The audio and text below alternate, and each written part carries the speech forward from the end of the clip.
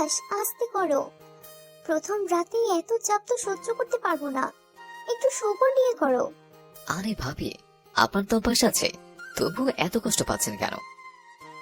এমন সুঠাম দেহের একজন দেবর আমার, তার শরীরের ভরে একটু কষ্ট পাবো না? এটা কি কখনো হয়? কষ্ট পেও না ভাবি, আমি তোমাকে ঔষধ এনে দিব। আমি নীলা, কি ভাগ্য আমার, নিজের দেবরের সাথে আমার বাসর। আমার বিয়ে হয়েছিল 6 মাস আগে। অনেক সুখের সংসার ছিল আমাদের, কিন্তু ভাগ্যের কি নির্মল পরিহাস। 6 মাস পার হতে না হতে আমার স্বামী রোড অ্যাক্সিডেন্টে মারা যায়। আমি ঘরের লক্ষ্মী বউ ছিলাম বলে না, আমাকে আর এ বাড়ি ছেড়ে কোথাও যেতে দিল না আমার শ্বশুর শাশুড়ি। আমার দেবরের সাথে বিয়ে দিয়ে দিল, আর আমার আজই বাসর। এখন বাস্তবে আসি। ভাবি, আসবো? আসো, ভেতরে আসো। অনুমতি নিতে হবে না। হাজার হোক, আপনি আমার ভাবি, অনুমতি না নিয়ে কি ভেতর আসতে পারে?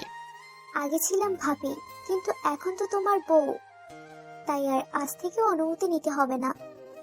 আচ্ছা ঠিক আছে, কিভাবে কি হয়ে গেল, তাই না? এতদিন ছিলেন আমার ভাবি, আর আজকে থেকে আমার বউ। হ্যাঁ, সবে ভাগ্যের পরিহাস। কখনো ভাবিনি যাকে দেবর ভেবে এসেছি, এতদিন তার সাথে সংসার করতে হবে, তার সাথে বাসর করতে হবে। আমি তো এখনো বিশ্বাস করতে পারছি না ভাবি, আপনার সাথে আমার বিয়ে হলো, আর সারা জীবন এখন আমরা একসাথেই থাকবো। সবকিছু যেন স্বপ্নের মতো হয়ে গেল। আচ্ছা, গল্প কালকে করব। আমি আজকে অনেক টায়ার্ড, এখন একটু ঘুমাবো। তোমার সাথে কালকে গল্প করব। এখন ঘুমিয়ে পড়ো। ভাবি, আমি কোথায় ঘুমাবো আজকে? না মানে, আপনি তো আজকে আমার খাটে ঘুমাবেন, তো আমি কোথায় ঘুমাবো? তুমিও খাটেই ঘুমাও। তুমি এ পাশে ঘুমাও, আর আমি ওই পাশে ঘুমিয়ে যাচ্ছি। আচ্ছা ভাবি, ঠিক আছে, আপনি ঘুমান। তারপর আমি ঘুমিয়ে গেলাম।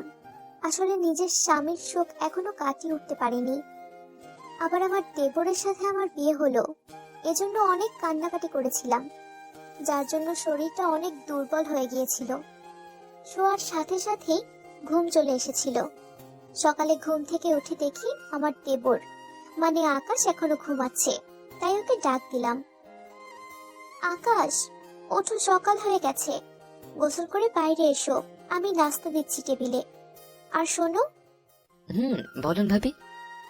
এখন ভাবি বলতেছো বলো, কিন্তু বাইরে গিয়ে আমাকে ভাবি ডাকবে না, তুমি করে ডাকবে। এখন আমাদের বিয়ে হয়েছে, বিয়ের পরে বউকে ভাবি ডাকলে লোকে শুনলে হাসাহাসি করবে, তখন ব্যাপারটা খারাপ দেখাবে। আচ্ছা ঠিক আছে। তারপর আমি চলে আসলাম সেখান থেকে। আকাশও ফ্রেশ হয়ে এসে সবার সাথে বসে খাওয়া দাওয়া করলো, আর আমাকে তুমি করে বলল। সবার সামনে অনেক ভালো ব্যবহার করলো আকাশ। মনে হচ্ছে আমি ওর প্রেম করে বিয়ে করা বউ। আমি যে আগে ওর ভাবি ছিলাম, এটা ওই আমাকে মনেই করতে দেয় না। আর আস্তে আস্তে আমরা দুজন স্বাভাবিকভাবে জীবন কাটাতে শুরু করলাম। একদিন আকাশ আমাকে বলল, নীলা, এই নীলা, চলো না, আমরা একটা ছোট নীলাকে পৃথিবীতে আনি। কি বলো, এত তাড়াতাড়ি? আমাদের বিয়ের তো এখনো 1 মাসই হলো না। না হোক, আমার দেরি সহ্য হচ্ছে না, চলো না, একটা নতুন নীলার জন্ম দিই প্লিজ। আমি আমার আকাশের জেদের কাছে পারলাম না, হার মেনে নিলাম ওর কাছে। ও আমাকে বুকে জড়িয়ে নিল। আকাশ, আমার বুকের ভিতর কেমন জানি ধুকপুক ধুকপুক করছে।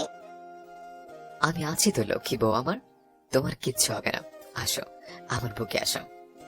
আমি আর কিছু না বলে আকাশের বুকে ঝাঁপিয়ে পড়লাম। আজকে আমিও আকাশকে আমার সব ভালোবাসা উজাড় করে দিতে চাই। এই, আপনারা এখনো কি দেখছেন?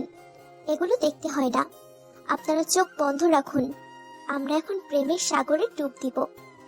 ততক্ষণ পর্যন্ত আপনারা সকলে ভালো থাকবেন, সুস্থ থাকবেন।